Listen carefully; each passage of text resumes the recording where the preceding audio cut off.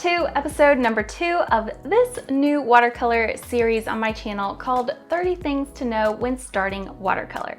In today's episode, we will be discussing a supply that few people actually think of as a supply, but it's actually your most key essential supply out of all the supplies I will be mentioning in this series.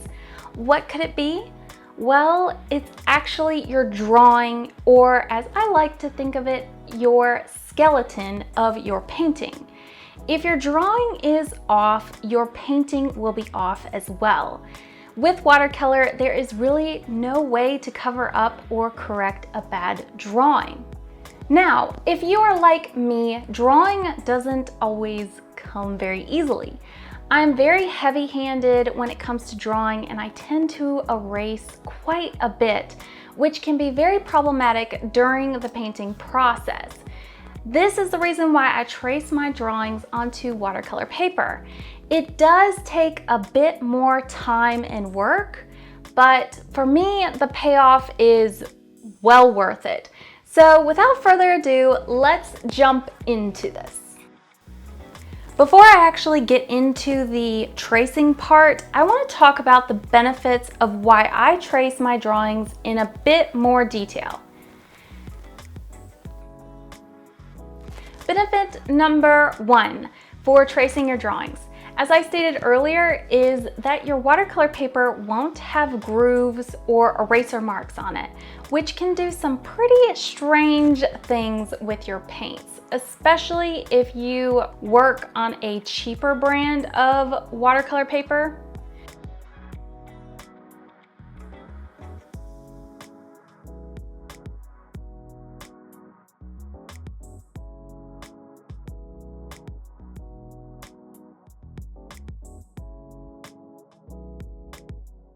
Benefit number 2, mistakes are welcome.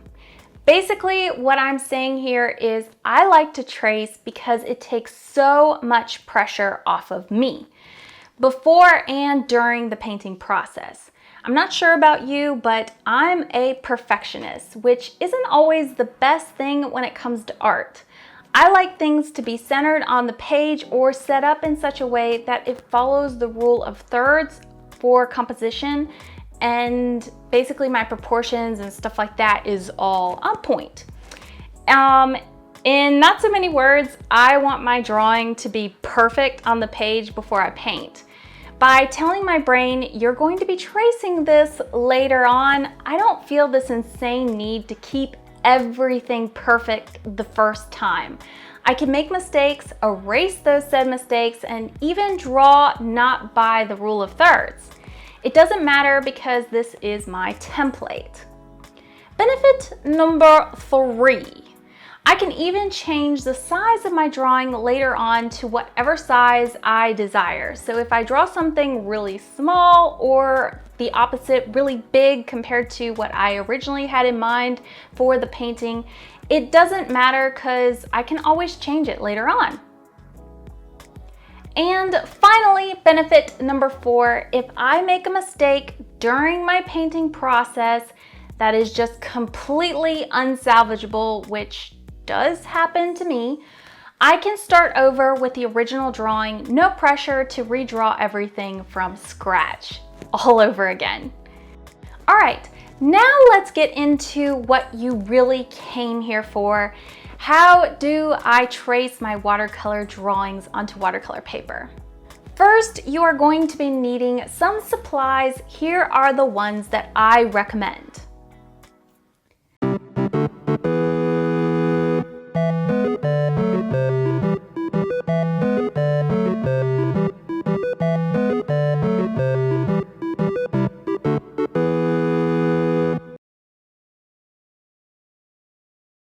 Trace it.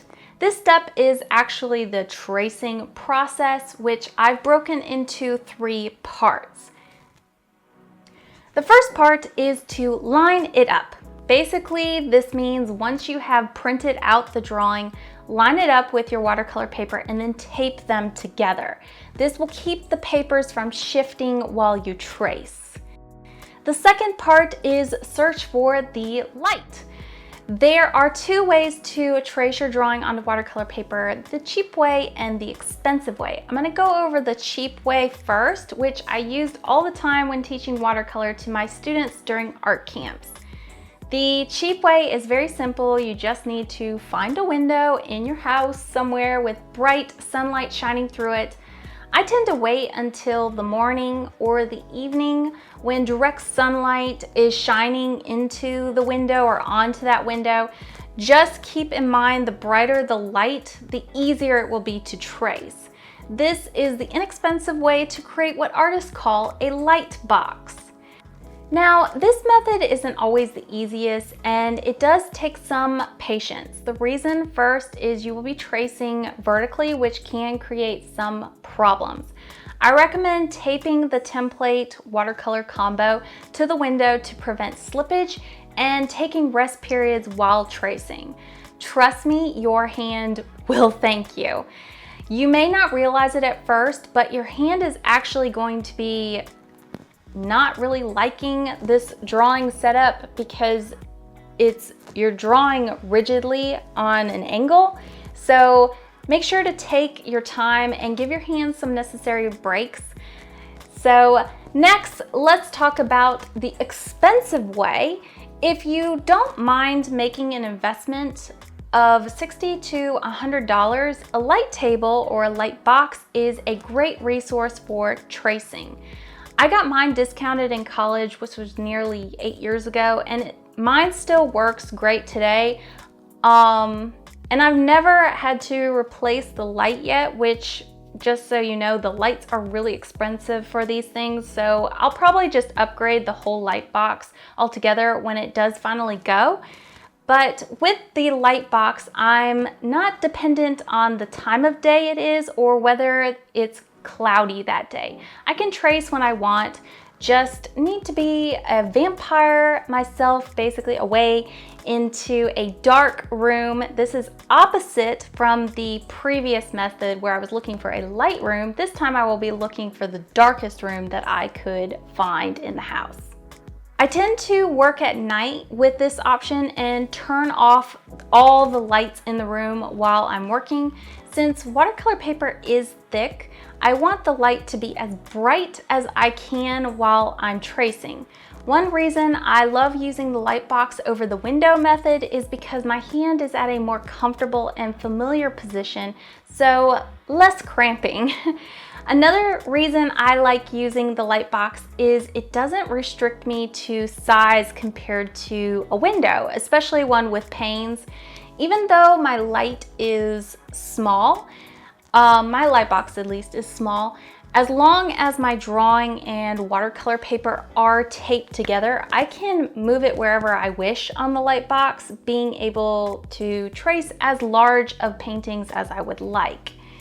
And finally, part number 3 of the tracing process, move left to right. If you are right-handed like me, make sure to trace left to right in a top to bottom motion. If you are left-handed, you would move right to left in a top to bottom motion. The reason for this is you are less likely to get smudge marks from your hand moving across the previously drawn section. Another way you can prevent smudge marks is by using a 4H pencil.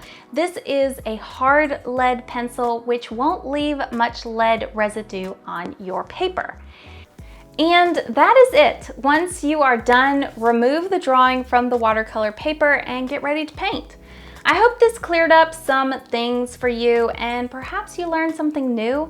If you want to learn some more helpful things about brushes, paint, or watercolor in general, make sure to sign up on my weekly newsletter. The link is provided below. And as always, guys, it's been a pleasure and I will see you next time.